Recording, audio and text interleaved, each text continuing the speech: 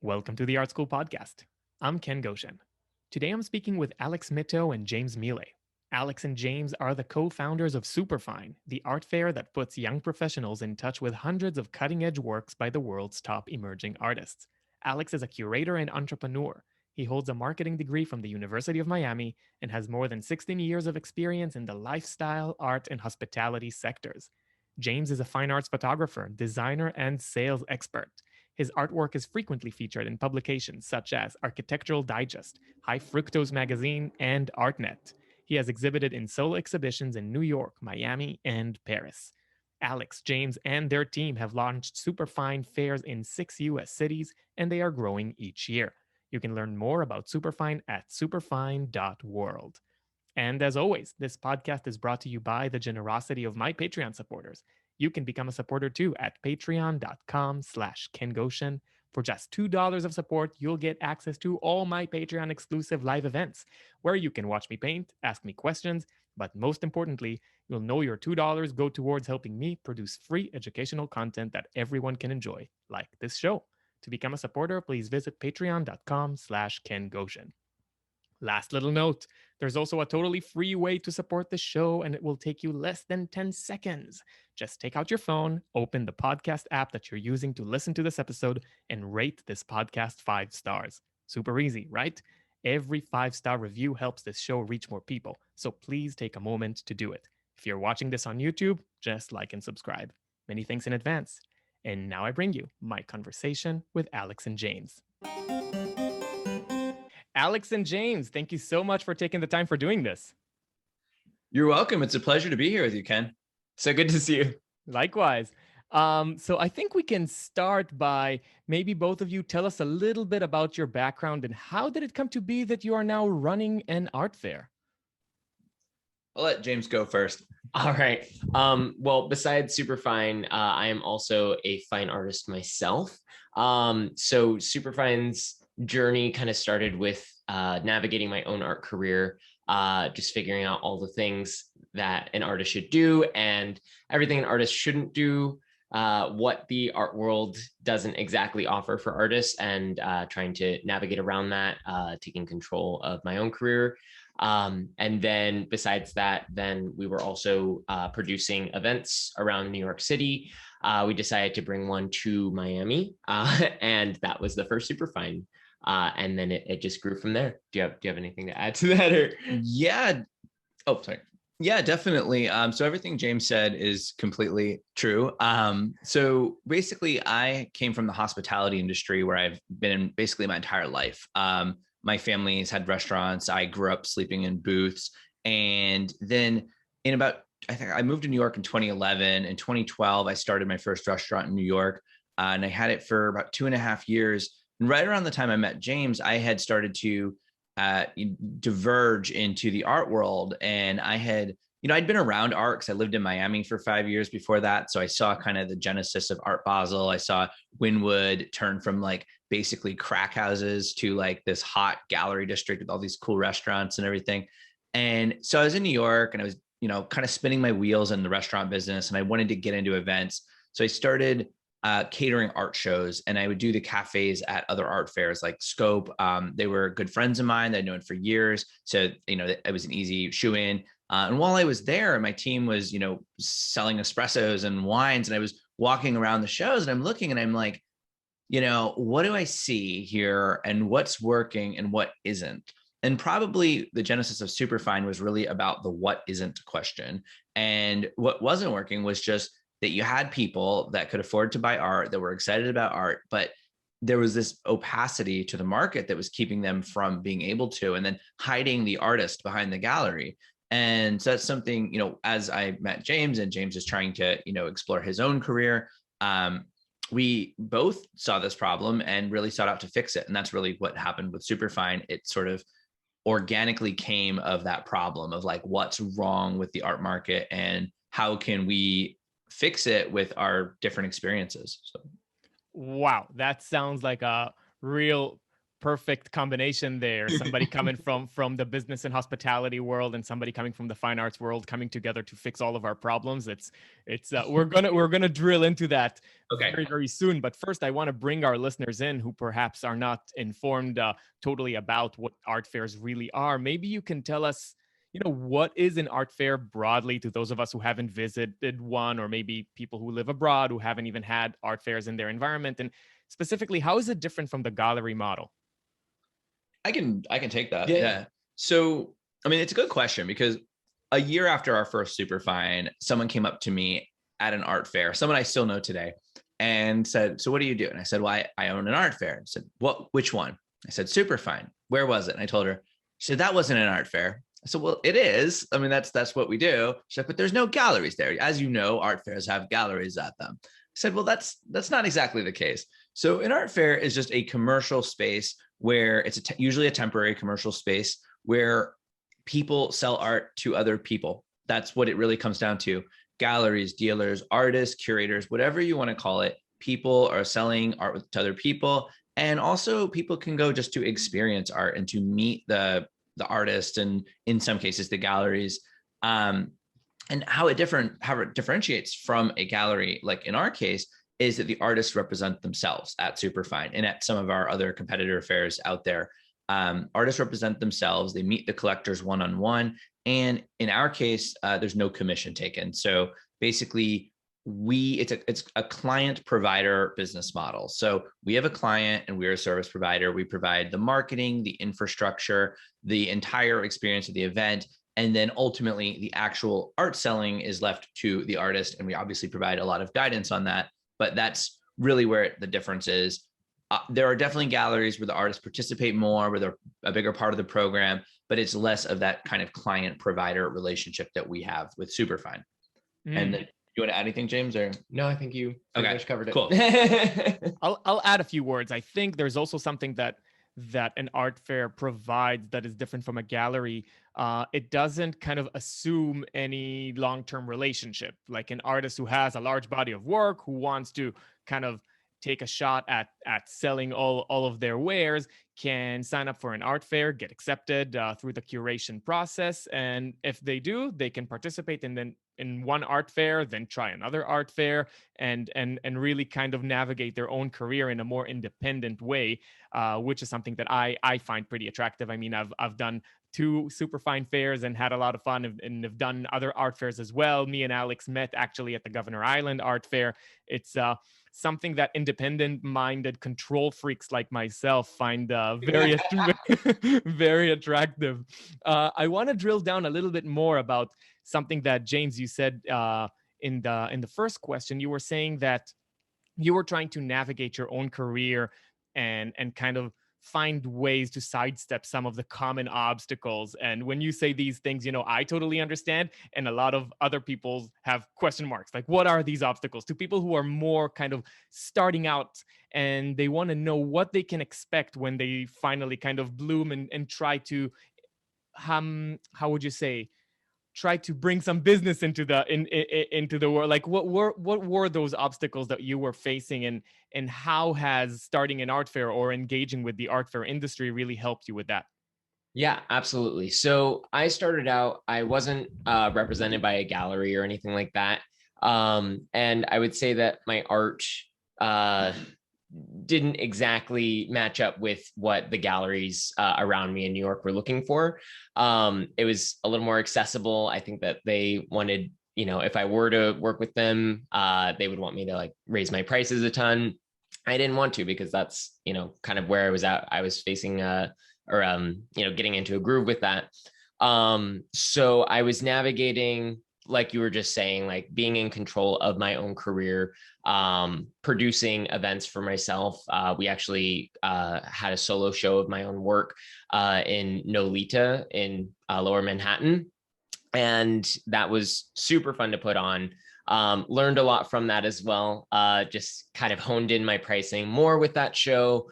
and exactly, what is the offering, what pieces were people drawn to, things like that. So it was really an opportunity to have a lot of people who hadn't seen my work before see it all at once, and to get that real-time feedback with my art. So that was something that I really, benefited from. And then besides that, we also did, like Alex mentioned, we came from an events background, sort of events and hospitality. So we actually exhibited in a few other art fairs, kind of with, we somehow blocked that out of our memories. But so they were sort of like a group show within the booth that we had. So it was me and 3 or 4 other artists were part of the booth. So that was actually very specifically with starting Superfine, that was helping me understand more about my own art, but more about how art fairs run as well. And it felt like it was just about like an opening night where you drink champagne, you say hello to people, you don't sell art, and then the rest of the time it's just very quiet and depressing, and you just have people kind of wandering around who have either never bought art before and they're just like, I heard about this event, I'm here to look around, or you have a few people who are walking around, but there's just not enough of them to spread the love. And then I did end up working with a gallery ultimately. I had a show in Europe, which was really exciting. It felt like, this was the next step. This is what I needed to do with my career.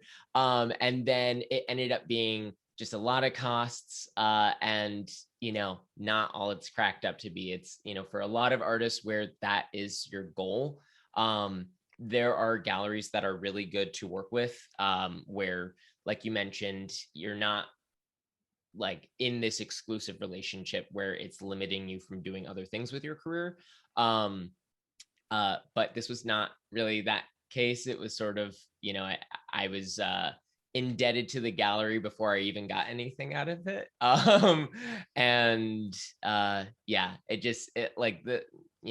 Their focus is not necessarily on me. I was just one of, many artists that they were showing. And then, so it wasn't really for me. And I learned something from it. Yeah. We can't say Paris on the podcast. No. We could say Paris. It was Paris. It was in Paris. I have a couple thoughts. It's okay to jump in. Yeah. So, kind of talking. I'll go backwards. Kind of talking about the gallery experience. James is talking about. We happen to still be friends with the gallery owner. I mean, like, the gallery experience can work for artists. It just is a very long game. And you are definitely going to be front end loading your cost, believe it or not, more than participating in an art fair. If you participate in an art fair, your costs. It's cost this much, travel, booth, whatever. It's very clear. Working with a gallery in that kind of relationship, it's a lot of it comes down to sacrificing other opportunities. If you go that full kind of gallery route, to really get the most out of it, you kind of have to partner with them and kind of stay with them long term. And you kind of have to jump through the hoops. Like, they're not just going to throw up a solo show for you every 2 months. I mean, every 2 years is standard, but with galleries expanding their programs and trying to get more artists into it, it might be every 3 years and then a group show here and there. So you really have to ask yourself, how much do I want to commit to that? And in many cases, I would suggest not that much. If again, like James mentioned, if you're able to diversify, like if you're able to, put on a show with a gallery in Paris, right? And it's like, okay, I'm going to send my work there. We have a clear contract. Like, if whatever doesn't sell, you send it back in 45 days. Like, if there's any costs, they're very clear. That's totally fine. I would never tell someone not to do that. But like, kind of, putting your eggs in one basket is the enemy of success in this business. And James also mentioned putting on his own show. Not a lot of artists do that. That's such a cool thing to do. And it doesn't cost that much. And you can do it almost anywhere. And, here's a little hint.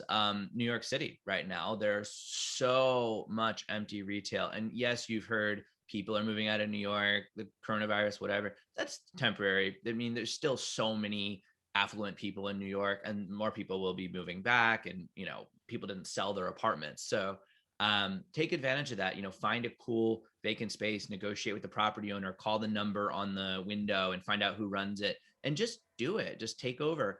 Miami Beach is the same way right now. It's a strange economy, but it's going to improve. So really, it's a great time to put on your own show. A friend of mine is a curator who took a gallery space in Chinatown, and we went to see his show, and I was like, is that one? No, that one sold. This is in the middle of the pandemic. He's seeing one customer at a time every few hours, and it still was a really positive experience. So that was really awesome. We definitely learned lessons. We had, one person on one shoulder saying do this, raise the prices. Another person who is on our team being like, I think they should be here. And we're like, what do we do? And so I think that a lot of lessons were learned there. I mentioned that there was some lessons learned. I didn't say what the lessons were. I will tell you. That's good. So we were working with a curator on the show, and super nice guy. These are all super nice people. You're all nice. If you're listening, you're nice. We like you still. Okay, good. So we like everyone. We were new to this, and this curator, he said that he had this one guy who was planning to come to the show. He was really interested in my art, and he's a billionaire. Yeah. I'm like, sweet, that's amazing. Yeah. So I was totally waiting for this guy to show up and buy 50 of my pieces. That's what my mind was saying. I was like, he's gonna need it for some project. Amazing. And yeah, I just kind of waited for him to show up. He didn't. Maybe he had some dinner plans. Maybe he, was just not actually as interested as the person said. Whatever it was, he didn't show up. But I really should have focused on, there was a steady number of people coming through the door. But if I had focused more on marketing this show and bringing as many people as I could to it, instead of just setting up shop and waiting for people to come and waiting for this curator to, the people he invited to come as well. I think I would have sold a lot more art, or even if I didn't sell it immediately because people were seeing it for the first time, I would have made relationships with people who were just really excited about my art, and I could keep in touch with them over time. And then they would buy from me over time. And the results of the show would happen over the course of several months, a couple of years. But instead, it was a really fun show that I learned a lot of lessons. I would actually say that probably the issue, because this is the thing about marketing, right? People think about marketing, they think advertising. They're like, advertising, right?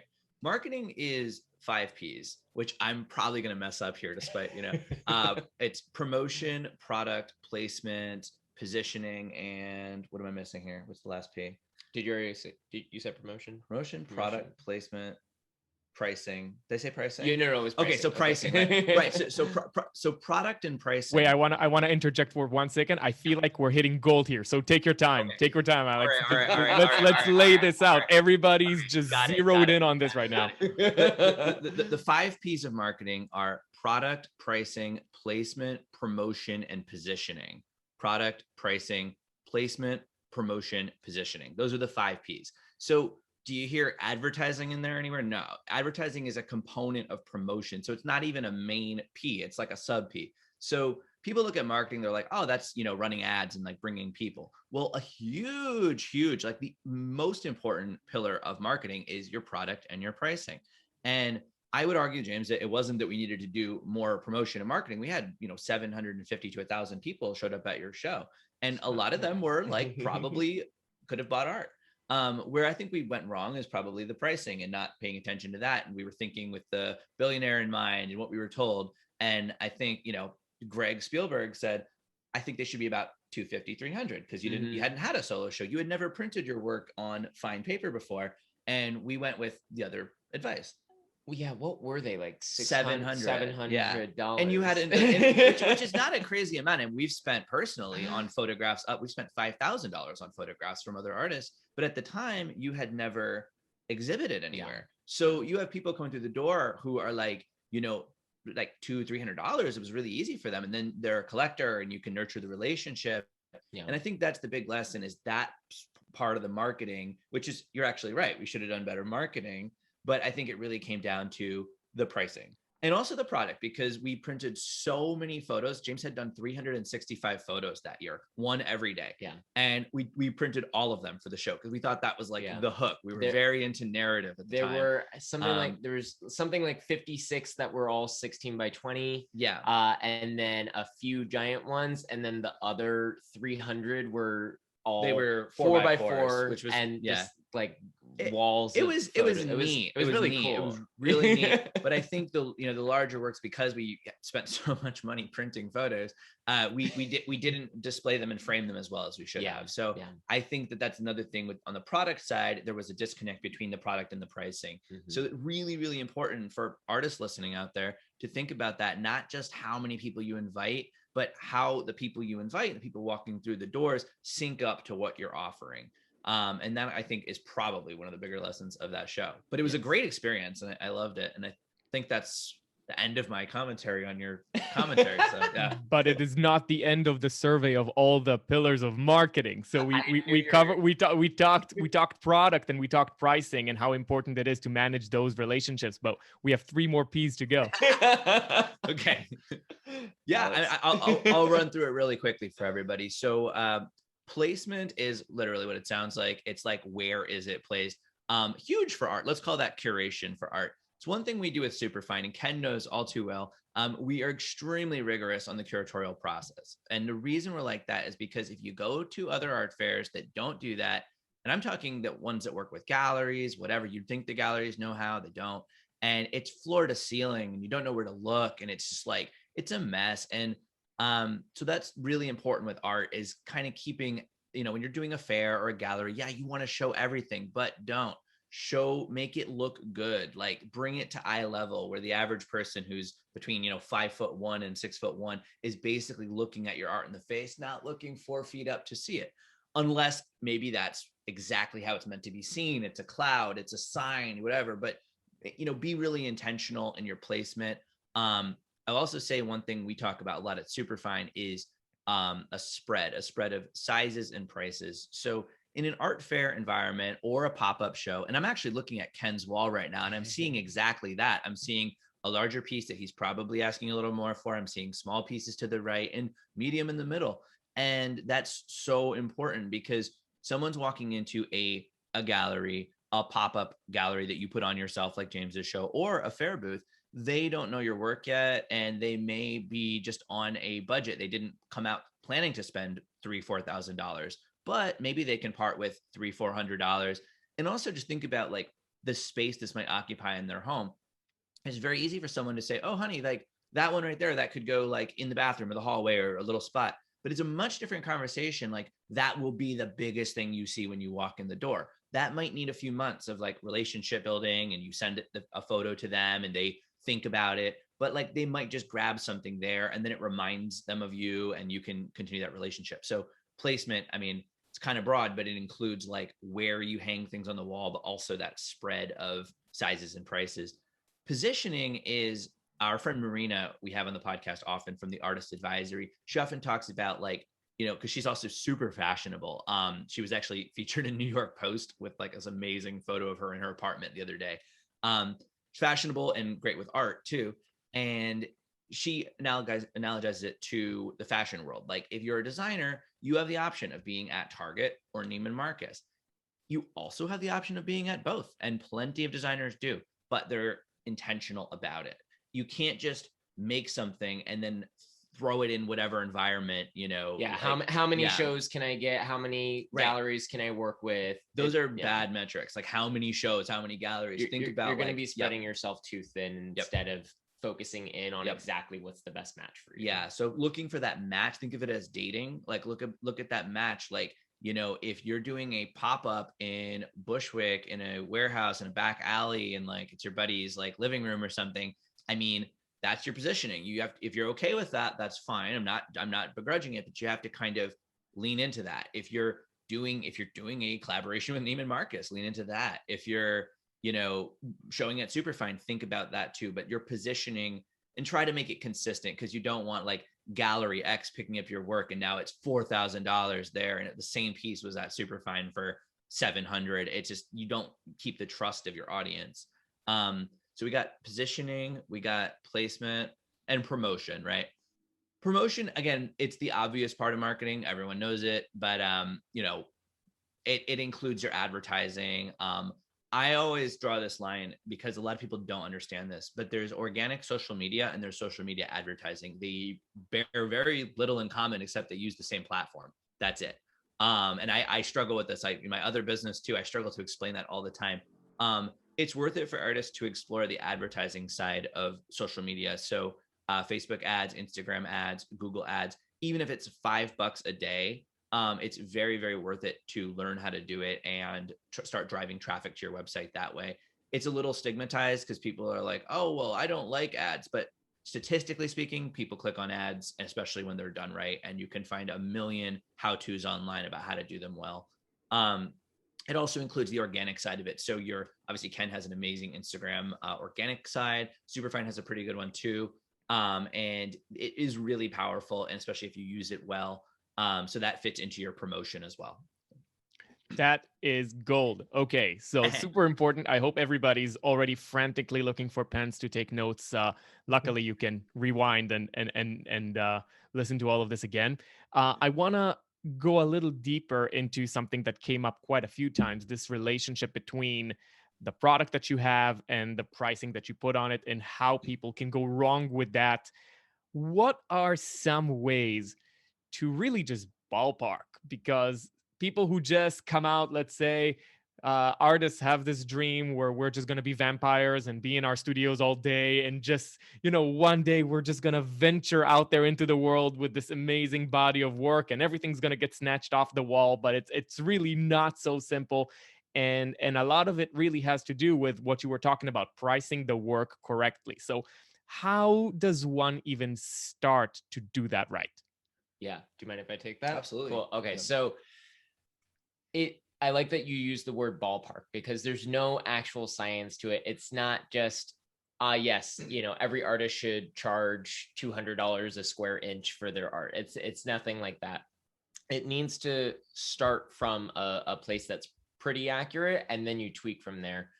So one thing that I've done with my own art, and we do recommend for artists to do, is interview people who are your client base, whether they've literally bought art from you or they fit exactly the persona of the person that you would like to be selling your art to. We can dive more into personas as well if you like, and we should. But basically, a persona. That's another P. That's exactly. The 6P. Oh my God. Okay, sorry. But basically, it's just someone who matches up with the audience type, someone that you could target in advertising or something like that. And that person is the one who wants to buy your art, this archetype of a person anyway, but we can talk more about that in a bit. But so you should interview people and not just talk about pricing, but talk about a few different aspects of, what triggers them or inspires them to buy art. And specifically with your art, what do they like about it? Throw out some numbers of what you already think might be good for your own art, and see how they react. Are they like, oh my God, of course I would buy that in a second? You might be suggesting a number that's actually too low. If they're like, no, that's ridiculous, you're crazy, obviously it's too high. What you want is you want to try and get that bit of hesitation, but where they ultimately say that, yes, I want to buy it. That's where you're getting that perfect number where there's a little bit of friction, but they ultimately do buy it. Besides that, I would highly recommend looking at other artists that you look up to, and see what they're pricing their art. Now, the caveat there is look at artists who are selling art. Don't just look at art you like and be like, oh my God, I love this, photographer, and they're selling their prints for $3,000 for a little piece, whatever. And I want to be like that too. I'm going to sell. Are they actually selling the pieces? That's the question. So look and see artists that you like who are just clearly producing work and selling it. A lot of artists on Instagram, they'll update their captions when a piece is sold. So you can see like, oh, yes, it looks like there's a lot of action going on here. And then looking at their prices, seeing how it matches up to your art with like the style, the complexity, the size, what kind of paint you use, or what kind of paper you print your photos on, whatever it is, and go from there. Those are some ways I would suggest, like just getting started with like a pretty accurate number. Yeah, and I do want to add, while there isn't a science, we actually did publish an art pricing matrix, which is pretty accurate. It's at least a good start. And James just mentioned a couple things that price functions by, and probably the two most important ones. You kind of got to get outside of your art world, art school head, and just think like how it appears from the buyer's perspective: size and complexity, size and perceived complexity. So if your work doesn't come off as if it was done complexly or didn't take a lot of time, Ken and I had a great conversation about this recently. You have to kind of find a way to prove that, right? So if I'm looking at this and I'm like, this is just a snapshot, like why is it $1,000? You have to have an answer instead of being offended. Well, I'm offended, I went to whatever. Like, you need to explain. Ken said something wonderful, which is that it's not the 10 seconds it took to take the photo. It's the 32 years that it took me to grow into like being able to take this photo. So you got to be ready with an answer on that. But basically the size and the perceived complexity of the work are going to be the things that dictate your price as an emerging artist. Someone is not necessarily off the bat going to be paying like a ton for a 4x4 work. We hope that you grow into the point where that is, oh my gosh, at least I got one piece by this artist. But those are the early things to look for. And there's a matrix. It's on our website. Yes. I think. Yeah. And it's pretty good. Could you give us the address so that people can go and look at it? Can we give it to you for the show notes later so we can? Oh yeah, sure. It's on. Okay, so if you're listening to this, people, it's already there. It's in the show notes right now. Perfect. I don't know exactly the URL right now. The other thing I wanted to mention about kind of what James said is, and I kind of hit it before, but like, get out of your art world mindset when you're thinking about your pricing. 99% of potential collectors are not part of the art world. And there is this sort of like, I don't know, like excitement among artists or galleries, like, oh, I hope a collector collects me. But most collectors are not capital C collectors. There's very few of those, and it's hard to even grow that group. It just doesn't grow. So, but there's so many people out there who love art and who have nice homes and have empty walls and would love to connect with and support artists. But that's the person you have to think about, and think about what they are willing to spend. And then, like James said, you're looking for that hesitation point. Like, you don't want it to be like, oh yeah, of course, here's like $100, thanks. And you also don't want to be like the guy who has the gallery show. You're sitting there waiting and all your prices are too high and no one buys anything. And they tell you, great show, have a nice life. You want to be right at that point where they're like, 2,000. Okay. Yeah. like you want to be right there, like right at that point. And that takes a little back and forth and a little bit of trial and error, to be honest. Like, I mean, I can give you the matrix, I can tell you what to do, but I don't, it's a unique thing about art is every single artist's work is inherently different. Even artists who do stuff other people do, it's still different. It's in your hand, it's in your eye. So I can't tell you exactly, but a little trial and error. Art fairs are a great way to get that. Pop-up shows, things that you actually interact with people and you see that look on their face. That's where you learn. Like, if it's 2,000 and they're like, they walk away, maybe they don't walk away at 1,700. Maybe you don't have to do a 60% off sale. You can just tweak a little bit. And there's one other thing I wanted to mention about this. It has escaped me though. All right. I'm gonna pick up a thread, and then when it comes back, we'll hit on it again. So something important that you said that I totally relate to, but I feel like people who aren't art school graduates may not understand. Can you explain a little bit what you mean by outside the quote art world, and what do you mean by capital C collector?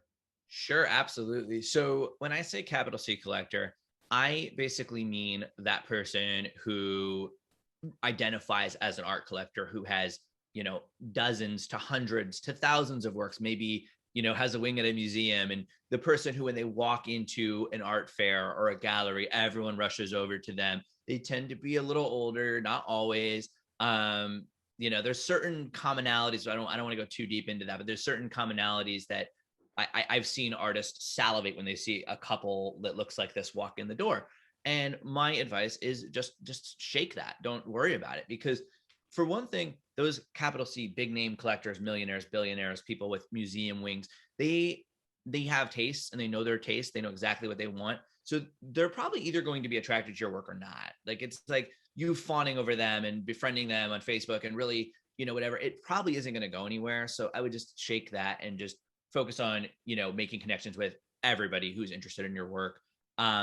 So does that explain the capital C collector thing a bit? Like what I mean by that versus someone who collects art with a lowercase c, like just someone who, I love art, I want to put art on my wall, I love artists, but I'm not like self-identifying. And that's not a bad thing. Like I would say we do self-identify as collectors, but that's okay. And we kind of went through a journey and got there, but like it's nothing wrong with that, but also just emphasizing that so many people out there may have never bought art. Maybe they bought one or two pieces, and they could totally be your collectors. And that's, the majority of people out there who can buy art fit that profile. Oh, can I tell a tangent story? Sure. So Alex and I went to an art fair out of the country. I'll also be mysterious about where it was. It was Sonamaco. It was City. No. Yeah, it was Sonamaco. I'm actually thinking of a different story. Oh, but, Material or no, Puerto Rico. Oh, well, okay, yeah. So go on. Yeah. So we went to this dinner that it was like for all of these collectors to go to, and we were invited as well. And we were talking to this guy. He was like super famous collector, like buys pieces for like million, $80,000 minimum. But I'm talking like 800, 900,000. We were talking about like flipping pieces for 1.5 million. I mean, it was like big collecting. And I think he was invited and flown in from somewhere else to come to the art fair. And he was telling us that he hadn't bought a piece of art in like years. 3 years, 5 years, many years. But he just kept getting invitations to these things. So he kind of like kept up the appearance that like, oh yes, I'm, a famous collector and I get invited to all these dinners and travel around the world, even though I don't currently buy art. Not saying that anyone who's known for being a collector is in that same situation where they're kind of like done buying art, at least for the moment. Yeah. But, you're trying to pine over someone who has a lot of art already versus that person who either maybe has never collected art or is just starting and they're really excited. And, they're on the market to buy art. That is the person that you should be thinking about. Yeah, we have a friend in Miami who she had a house, was kind of like stopped buying art because her house was full. And then she bought another house and had a bunch of empty walls. And then she went on an art spending frenzy for like a year. Right. She just anytime we'd go out with her, she'd buy like 3 pieces. I was gonna comment on that because that's something, instead of just looking at someone as a collector, thinking about everybody and their stages of life cycle. And there's a lot of older people, because I think older people often, when I said I didn't want to go too deep into it, but when you see an older, clearly wealthy person walking into an art show, I mean, the instinct is like, that person's going to make my career. They're going to buy all my art. But life cycle wise, even millionaires and billionaires, they are moving from their 3-story Connecticut mansion to their Delray Beach condo, and they're actually shrinking their assets. They're actually like selling things, and because they don't want to pass on liabilities to their kids. I mean, these are things even the super wealthy are like, when they're over 65, 70, are starting to think like literally like, I'm not buying another mansion because I don't want to walk up flights of stairs. So I want to, something 1-story. So there's not as many triggers for them to buy art. We saw that actually in Boca Raton. I was going to mention that. Yeah, we participated in an art fair. Like it was sort of, we had already started Superfine in the middle between the first and second show. James's work was hanging at an art fair, so we were there helping out. And the fair had 14,000 attendees. I don't think anybody walked in the door with a net worth below $1 million. I mean, it was literally just all millionaires. They were all very old, and nobody bought anything. I mean, we did meet one great person there as a collector that we've been friends with for years now. But it's it was minimal. Like the amount of people who bought art, it was, they bought very small and expensive things. You would think that they're very wealthy, they're buying big things, but they've already like shrunk their lifestyle. So they're not doing that. They're excited to see a show, but they're not like doling out the dollars. I actually sold pretty well at that show, You but did. but did. my Yeah. like I had adjusted the prices of Yeah. my pieces by then, and I was only selling them for a few $100s. They were pretty small, so it was yeah. like, it was like a trinket that they could walk out with. Versus I think that a lot of the galleries were thinking like big money, big money. Yeah. We're gonna have these super big expensive pieces, and no one was looking for that. Yeah. So it not much sold. Again, I mean, like broad strokes, you're gonna have better luck with 30-year-olds than you are with 65-year-olds, generally speaking.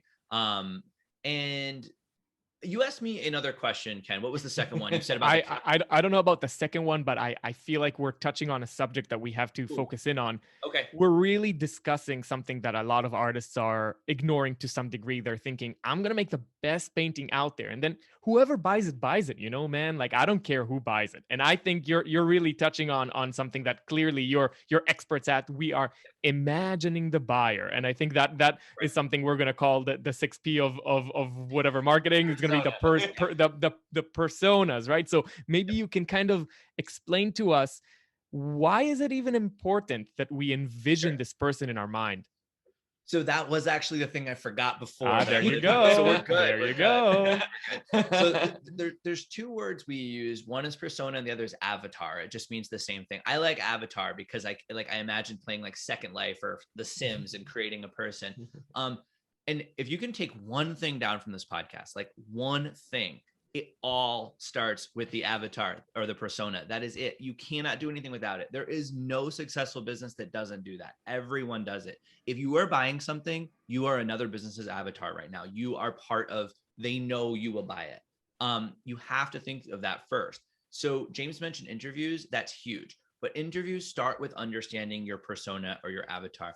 If you want a simple avatar worksheet, email me, director@superfine.world. I'll send you one.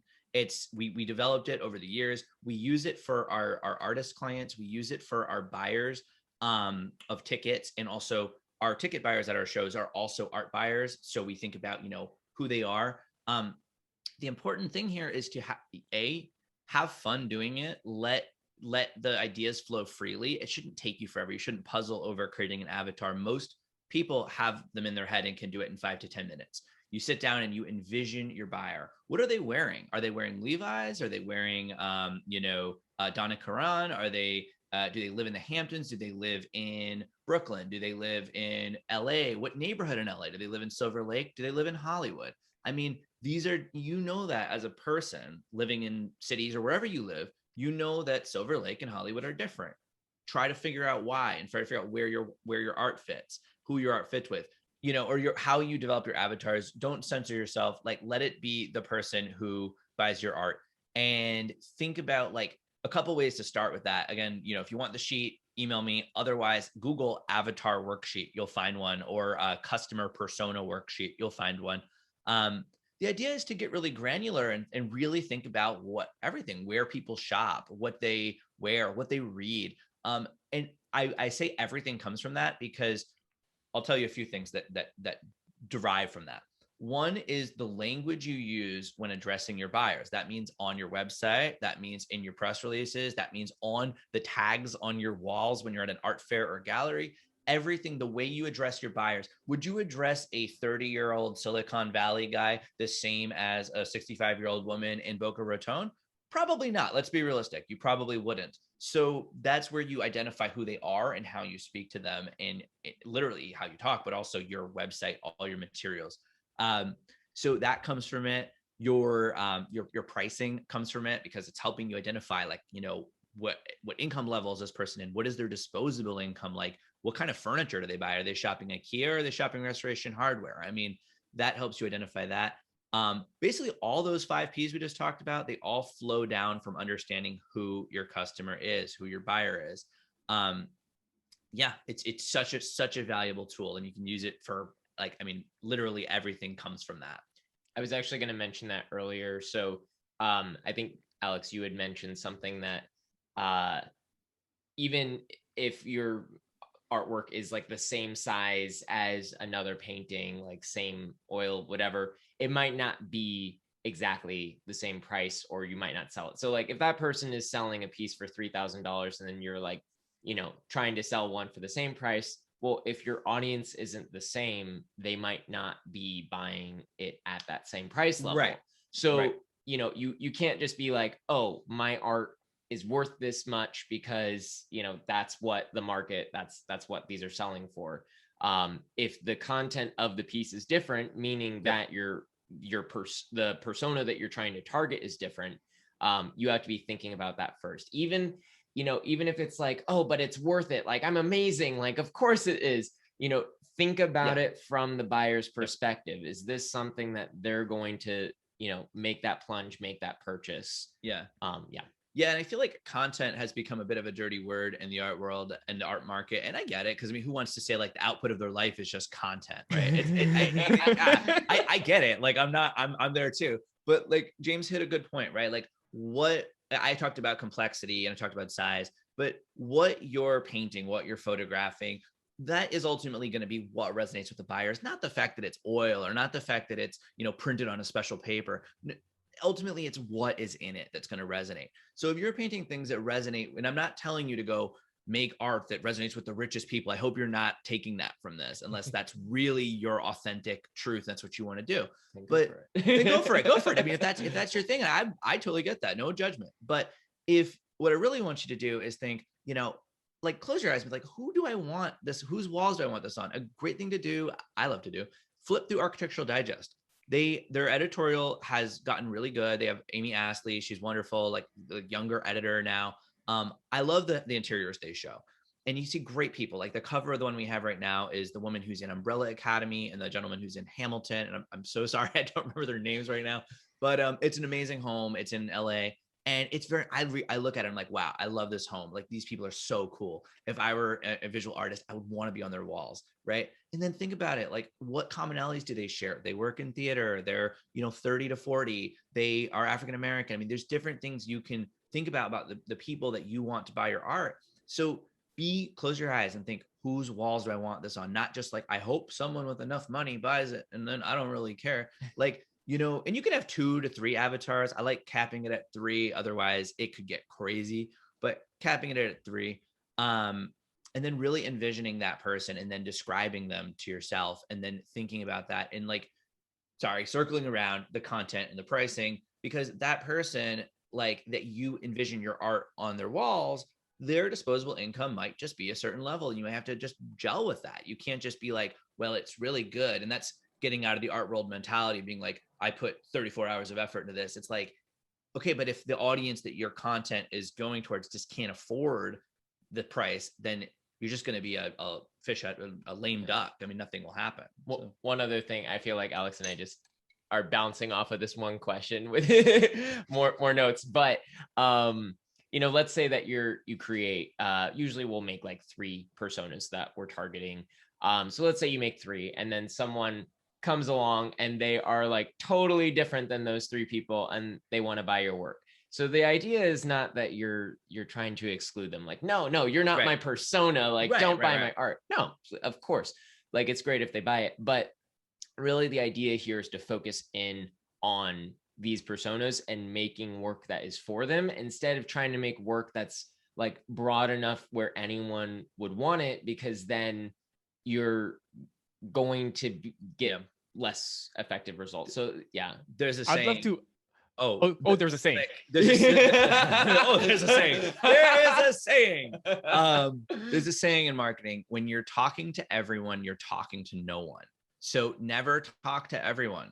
Like talk to this person, and it can evolve. These avatars, guys, they're not set in stone. You could revisit them every 3 months if you want, every 6 months, every 2 years, whatever. They should evolve. Mm-hmm. And so, and again, with your price of your work and like what you sell for, that should evolve too. We're not telling you like just pigeonhole yourself and sell $500 paintings for the rest of your life.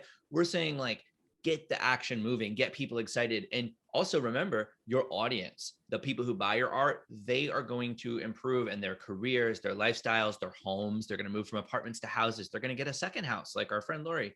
And then they will buy more from you and larger and pay higher prices. So evolve your collectors too. You're not stuck. It's just getting out of that second gear and really just kicking it into higher gear. It's kind of like figuring out your prices. The avatars of the people you're trying to sell to, you should start out with a ballpark of what you think it is based on, who you've already sold to and who's already expressed interest in your art, and then let it evolve from there as you discover more. And I want to say one more thing about this, because James mentioned, like, you're not trying to exclude anybody. It's not like, well, you don't fit my avatar. And so if you start to see somebody like an avatar type of person buying your art kind of frequently, organically through fairs or Instagram or whatever, maybe just make an avatar for them. And James, I'm just giving you an example.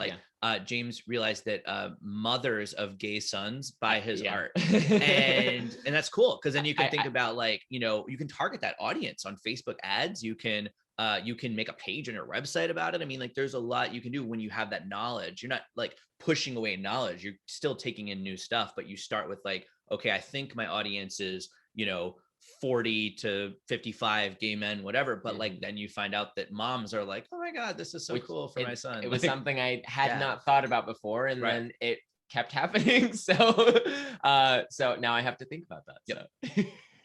Wow. Okay. Super, super important. And I also wanna point out one more thing. So first, I want to completely concur with the way that you're describing it. So somebody comes and demonstrates interest in your work, but they're not the avatar that you thought they were going to be. This should ring a bell in your mind saying, maybe I need to add something or adjust something with how I'm imagining my work is being perceived, because I've definitely had this experience specifically in Superfine, where people who were interested in my work were not exactly the people that I predicted would be. And it became like this common theme that another kind of person that I never imagined I was talking to or appealing to, it required me to adjust my avatar sheet, if the sheet that is in the back of my mind. But another thing that I want to add about this, because this is so critically important and also shows something that I've changed about the way that I behave between the first time I did Superfine and the second time I did Superfine, knowing who your work is speaking to and who has the higher likelihood to buy your art should change the way that you're, how would you say, behaving on the floor, right? Because you're one artist. You're there in the art fair, and you're talking to people, and you're trying to help people connect with your work and then hopefully sell it. So the way that you are using your time is actually really, really valuable. And the first time that I showed in Superfine, I had a whole body of work that was inspired by my time in the Israeli army. Now, the people that I should have been talking to more were, people who are somewhat sympathetic to my life experience and that might actually want to take one of those paintings and put them in their home. But instead of doing that, the argumentative side of me took over, and I just spent a lot of time just arguing politics with people, because because obviously if I have like paintings of soldiers, it's going to definitely give rise to some political discussions. And being the political nerd that I am, I was like having fun with it. But then only later, like weeks after the fair, I was thinking, was that the best use of my time? and it really probably isn't. And I think something really important to understand about that is, despite the fact that when I painted these paintings, I wanted political debates to get stirred up. Like, that's the purpose of the painting, but that's still not my job. I should hope that other people who are looking at my work are arguing amongst each other, but I don't get to participate in that argument, because as the artist, that is a waste of my time. And if I'm arguing politics, then I'm participating in my work as an observer. And I don't want to be participating in my work as an observer, because I need to move these pieces. I need to sell them. And that's something that I completely changed. And the second time I did Superfine, I was a completely different person. It really, it did much better. So it's extremely important to also note when you're doing something that is suboptimal or is not totally in line with your best interests, not to fall into the place of saying, oh, I made a mistake, I really botched that opportunity. Just do, it's exactly how James, you were describing those shows. You say, okay, something didn't work as well as I planned. Why? Can I make changes? Can I make adjustment to my strategy? And then you come back at it with a different approach, and hopefully you'll see a different result. Exactly. Yeah, absolutely. And that brings up, because we do have plenty of art fair experience. Something that we've seen as a big faux pas when artists participate in art fairs, but this could be the same if you're, hosting a gallery show or a pop-up or whatever, is the artist will come and they'll be extremely elegantly dressed and they will sit and wait. Yeah. And it's like, okay, or read a book. Or read a book. Read a God's book is, sake, please do not. don't bring a book. Like just don't even bring the book. Don't bring a book. Like leave your phone. Right. Like whatever you out can, of sight. Whatever you can do to stay engaged. It's kind of like, I mean, it's really like a high school dance. Like, you once you actually get out there and start moving around, like no one else can dance either. So like you'll have more fun and you'll have more results. If you'll have more results. Okay, yeah. All right. But you get my point. Mixed metaphor, but you get my point. But no, I mean, it's like, you're sitting there going, no one's talking to me. No one wants to come over. This is boring. And then meanwhile, you're sitting on the bleacher. Right. Like, yeah. As soon as you stand up and make eye contact and smile at a couple people and say hello, you start to see results. So I think just adapting that mentality of like, and I mean, sometimes, the guy, and we say dress neatly, dress well, whatever. Sometimes the guy who's covered in paint gets all the sales and the person who's like in an evening gown doesn't. And so I think just kind of looking at that. And again, we're not telling you to change your character and not be who you are, not be authentic. You absolutely should be authentic. But I mean, like RuPaul says, like everything is drag, right? Like, I mean, we all are, we're all dressing up for something. So let's, let it serve you. But at the same time, think about your avatar. And if your avatar is going to respond well to you being in that elegant evening dress, sure, then, if they're like, let's say they would recognize the designer label, or I don't know, something like that. Or they just like, are going to think that, at the opening of a show, it's proper to be dressed nicely. We're not saying not to dress nicely. Yeah. That's not the point. Versus if you're with that like young guy who's maybe like been to Burning Man recently, and they're going to really respond to you being covered in paint, and they're gonna be like, whoa, I love those pants. Like I want to put paint on my pants. And you're like, you should do that. And then you strike up a conversation, But again, it flows down from that avatar and thinking about who you're planning to be talking to and like how you want to be looking, talking, addressing them, standing, all this stuff. And it's, I don't want it to sound like it's like, whoa, there's a million things you got to do. Like just act naturally, but think about, who you're doing it for. So I also want to add, I have in recent years grown very skeptical of this idea of an authentic self that is perceivable to us, because too many examples in my life have demonstrated that things that I thought were not my authentic self became more authentic and more self than I could have ever imagined. Most recently, I don't know if you've heard, there's this thing called COVID running around, and it changed the world very profoundly. Now, before COVID hit, I taught painting and drawing in person and exclusively in person. And I was one of those people who cast, doubt on the ability to paint and to teach painting online. I was like, no, I got to be there. I got to be able to, shove my palette knife into their palette and like paint on their painting and demonstrate. I was so stubborn. And I was the kind of person who would say, it's not my authentic self to believe that painting can be taught online. And here I am just a year or so after, and I have done a complete 180 degrees on that. Like today, I think that what I can do online sometimes is superior and is actually better than anything that I could do in person. So sometimes we think about ourselves that, this is not authentic, this is not me, but it's actually your ego playing tricks on you and trying to keep you in your comfort zone, trying to keep you from changing, because our ego is allergic to difficult changes that we have to make to ourselves as people in order to grow and evolve. And so we just kind of talk about this authenticity thing as really an excuse to not make the necessary changes. So I would suggest to people to really, if you think you know who you are, talk to me when you're like 80 and we're writing about your career. But if you're like me and you're in your 30s, I'm not really totally sure any of us knows who we are quite yet. Yeah. And I riff off that a little bit. I interviewed on our podcast, Christopher Jobson last week, who's the founder of Colossal Magazine, which is a huge, art reference, millions and millions of hits a month. A lot of artists, want to be featured there. Wonderful guy. I interviewed him and how he got into founding an online art magazine and blog and influential culture, spot. is he was sitting in jury duty and he had nothing to do because there were no cases. So he made a list of 100 things he wanted to do in that year, which I'm planning to do this week. He made a list of 100 things he wanted to do. Easy things like read a book, more difficult things like you could schedule a guitar lesson and learn how to play guitar, right? And then some were like start a blog, and he did 70 or 80 of them within the first few months, the easy ones. Then he was left with these 20 to 30 things he didn't really want to do. One of them was start a blog. He didn't really want to do it. He never thought he was a blogger, but it was like he heard about blogs. It was like the early 2000s. People were like, oh yeah, do a blog. So he made a blog. He did it every day, and they get millions of hits. It's his main business. It's his life's passion. It's what he loves to do. But if you asked him that day when he made that list, and the 6 months later when he didn't do that, he'd be like, yeah, that's not my thing I was thinking of doing. It's like me being like, I don't want to be a mixed MMA fighter, but maybe I do.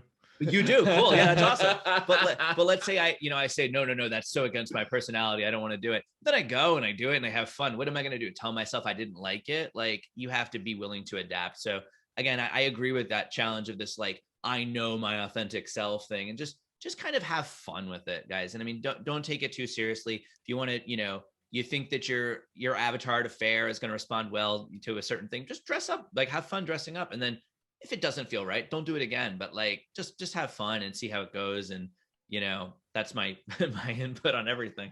Yeah. And another example that I have to give on that is I'm kind of indebted to a person who basically had to convince me to take Instagram seriously because it was so against my authentic self. My authentic self is the self that sits on a chair and paints and occasionally puts the chair aside and paints. But, for me to actually be posting on Instagram every day has nothing to do with authentic and has nothing to do with self. But, right now I recognize that having pushed myself outside of this very limited comfort zone called my studio to do some things that I didn't think were totally me, naturally me, really helped me grow, helped me evolve, helped me navigate waters that are not necessarily, my own neighborhood. And only then, when you push yourself into more dangerous and unfamiliar territories, do you really find out who you really are and what you can really do. So I highly recommend to people, don't obsess about like, oh, this is who I am, this is what I do, and all the other stuff that, just don't do that. And another thing that I wanted to add is, you were talking about, I think you had it under the placement category in our pillars, when you were discussing having a set of different prices and a set of different sizes.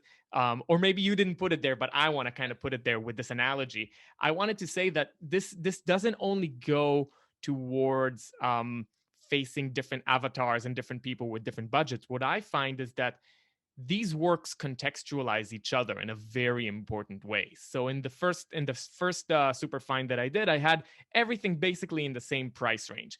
But I looked at another artist's booth there, and I saw she did something really phenomenal.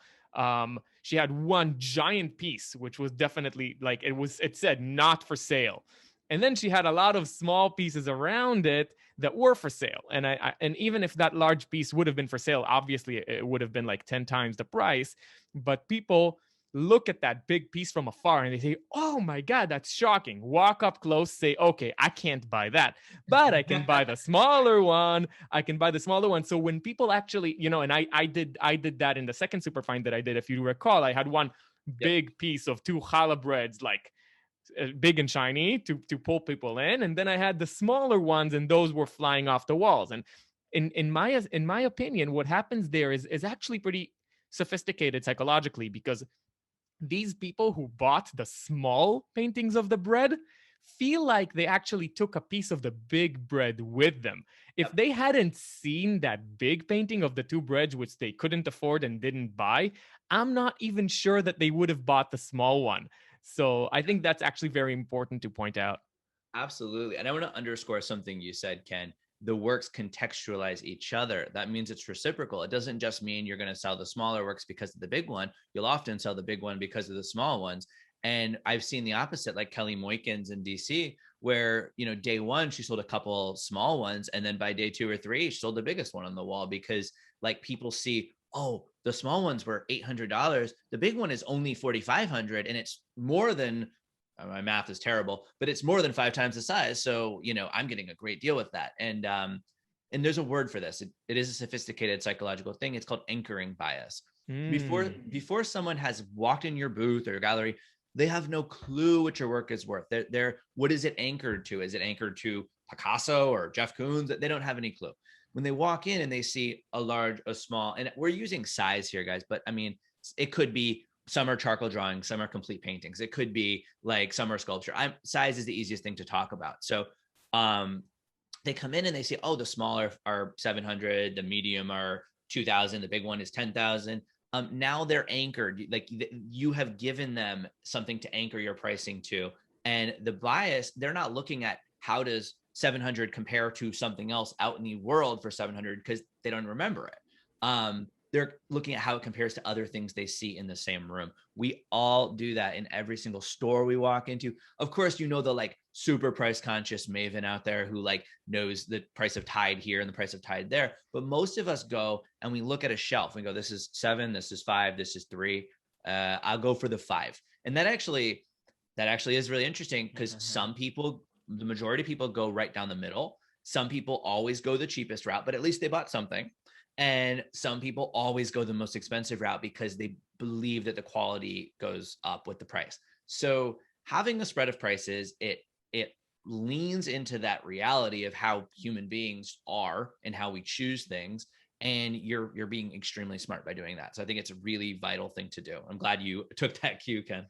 And I want to add something to that. I think you're touching on something super important where people are essentially estimating mathematically. It's like, oh, this thing sold for 500. Therefore, if that thing is 4,000 and it's, more than whatever the amount of size that it is, then if that's worth it, then this also is worth it. And I think something really important to kind of point out there is that this system starts to roll down the hill, at least in my experience, once there's one red dot on the wall. When there's one sale, suddenly people can start making this connection. Okay, this sold. This is that price. This is that size. The other thing, that's double the price, but more than double the size. So probably that's also legitimate. But for that first sell, that's when I feel like it's tricky before that point. So something that I actually do in art fairs, I've done that twice, is if somebody's interested in my work, not in an art fair situation, they're saying, okay, listen, I want that in an unrelated environment, like whether or not they're a studio visit or social media or whatever.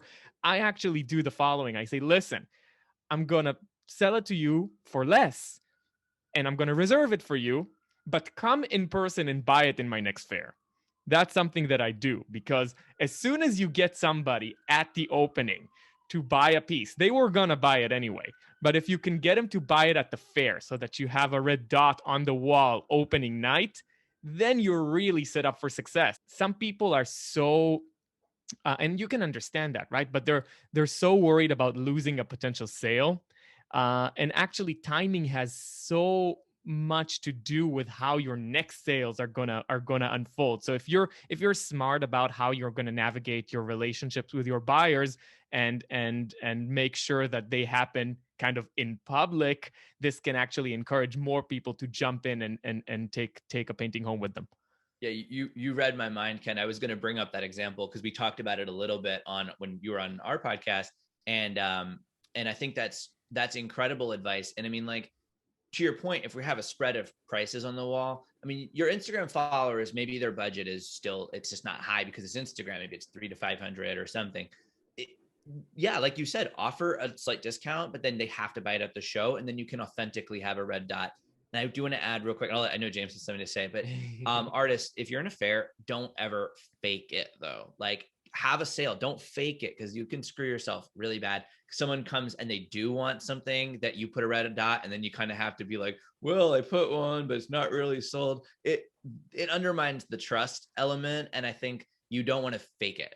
But if you can engineer it in such a way that it's authentically sold on opening night, your confidence goes up, other buyers' confidence goes up, and you start to see not just that size and that price point, but you start to see other things sell as well. So That's so important. And also, like, I want to point out further embarrassment to discourage people from doing these fake things, because if you've faked the fact that something sold just to kind of trigger the reaction that I was talking about, then you're not putting that piece in any future art fair. Like, that piece is, if you've done it to a piece that you actually like, how are you ever going to sell that again? Just simply, I want to just stress what you just said right now. Like, no, you want to control the timing, but you don't want to fake sales. That's a bad idea.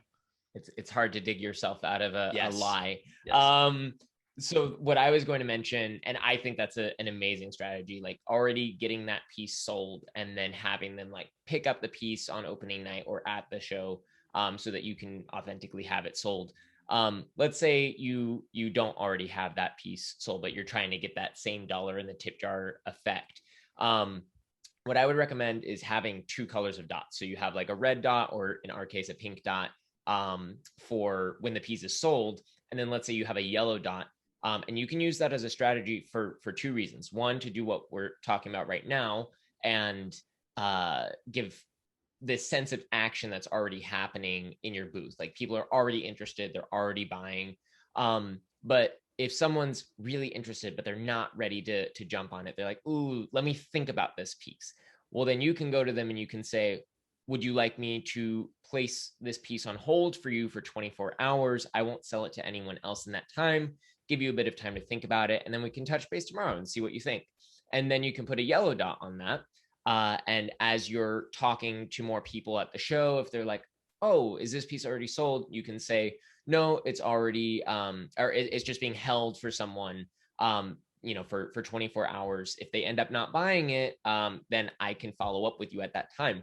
And then you're creating this chain effect where if that first person doesn't buy it, well, you already have another person that you've sort of given this impetus, like, give me your email and I'll follow up with you. And then you just got their email instead of them just walking away and being like, yeah, I'll come back if I think about it. So you can use that as a way to create that action even before you've actually sold the pieces. And then you're going to end up selling more from that. So, yeah. Brilliant. I want to ask one more thing, or maybe more than one more thing. We'll see. But at least one more thing.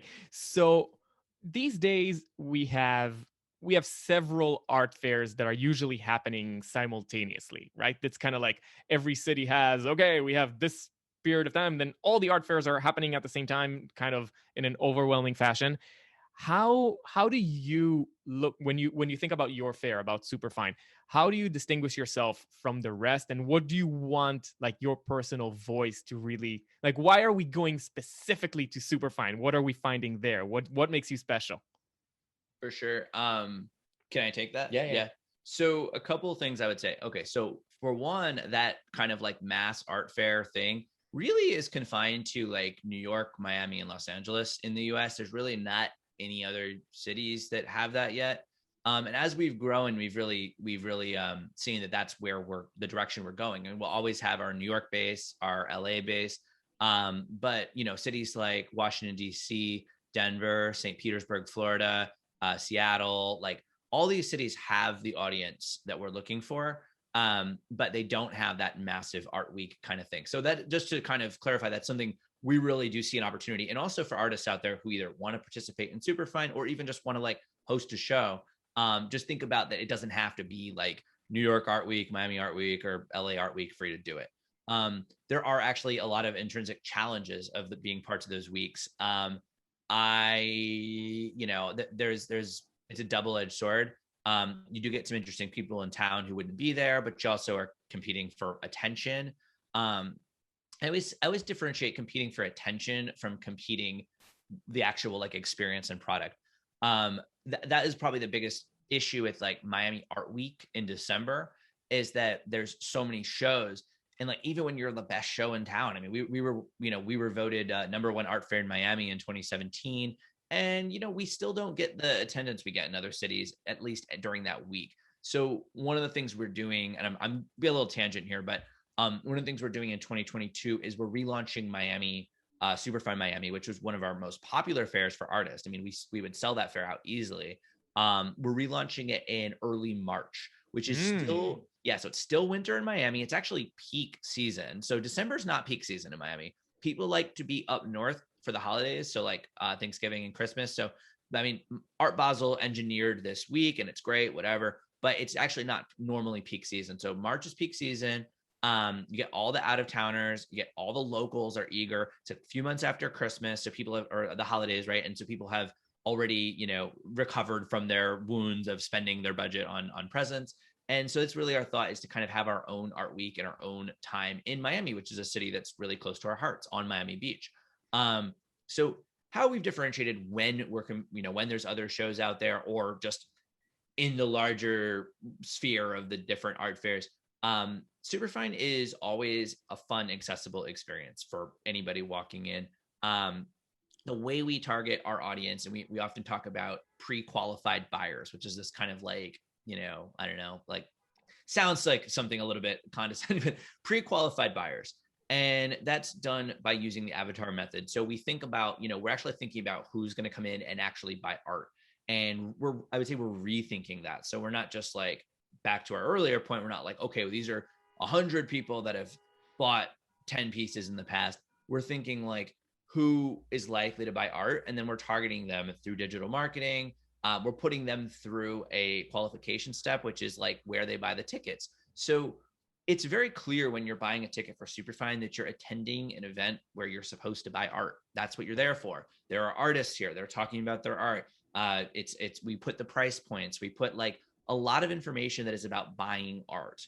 And that's why 20 to 25% of our visitors actually make a purchase at the show, and then even more purchase over time because they are already prepared. That's what they're there for. Like if you went to a craft beer festival, you wouldn't be surprised that you're buying beer there because that's what it is. Either you buy a ticket that includes the beer, which exists, or you're going to an open area and there's, beer and there's barbecue and you're going to buy something and buy something. You're not going there to like observe it.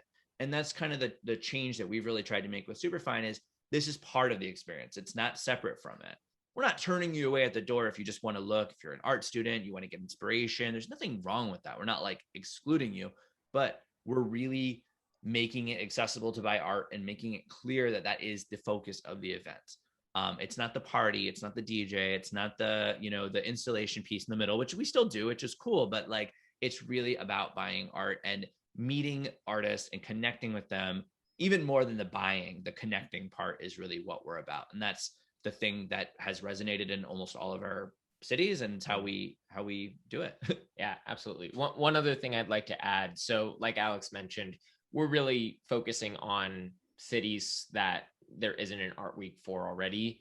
I guess rather than to clarify, we're not looking to avoid art weeks. We are just not making that part of our decision process. Right. We're not like, oh, like we're coming to LA, like, let's make sure it's whatever weekend all the fairs are. We're like, what weekend makes most sense, like for Superfine, as like when is the weather nicest, more than like when is there. We actually ran away from the art week in LA. We were like, we don't want to be a part of that. So we're doing something different. But we do still have the fair sometimes during an art week. Like for instance, if it's in New York, and I think actually this fall we're not, but usually we are. What we do is we're targeting primarily people who live there. So an art week is this very international thing. Everyone around the world who cares about art knows when an art week is happening in New York, and they fly in for it. And then also, like we've talked about before, most art fairs have galleries as their main exhibitors instead of independent artists. Those galleries are bringing their clients, and those galleries are also coming from all over the world. So it becomes this very, just a very international audience. For us, I would say at least 90%, if not like more than that, of our audience is coming from local. We target specific zip codes that fit the personas that we're targeting. And that's really great for a couple of reasons. One, we're not competing for that same audience that all of the other art fairs are. We're doing something different.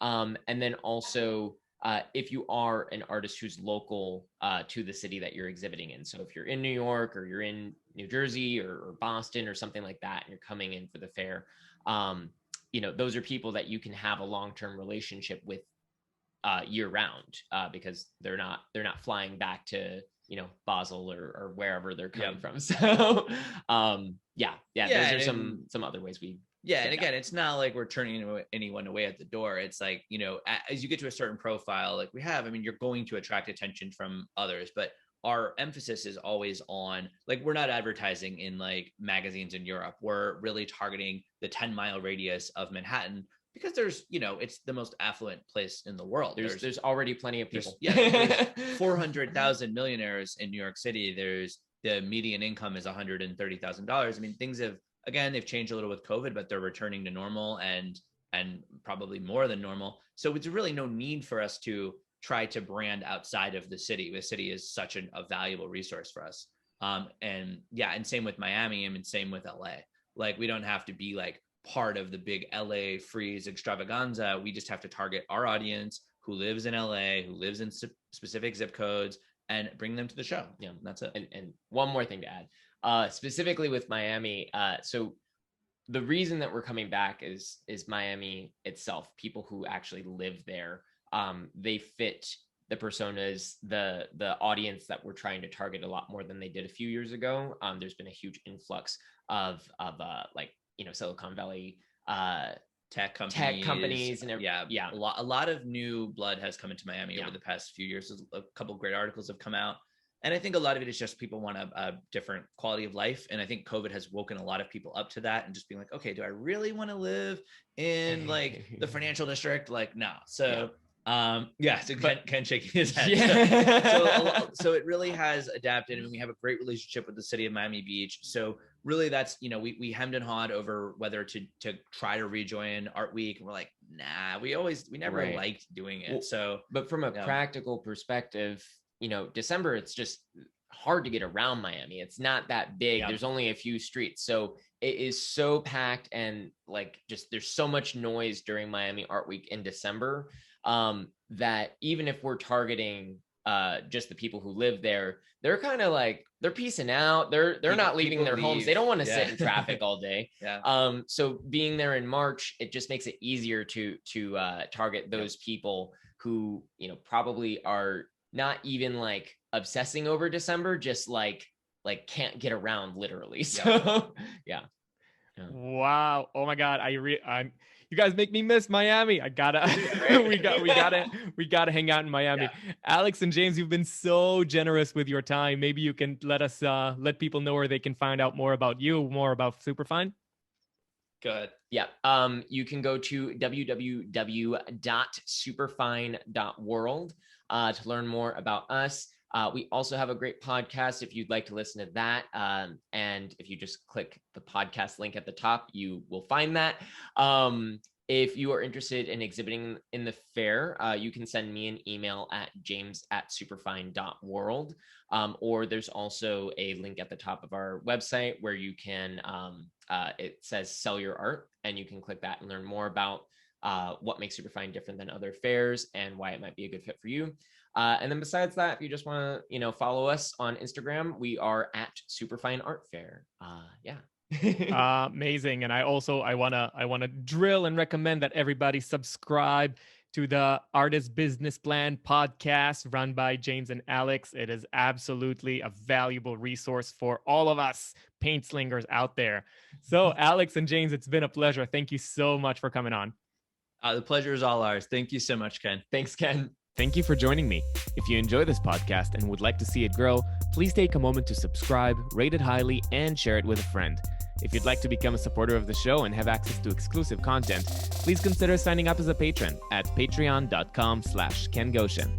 For online lessons, please visit kengoshen.com/lessons. Thanks again, and see you next time.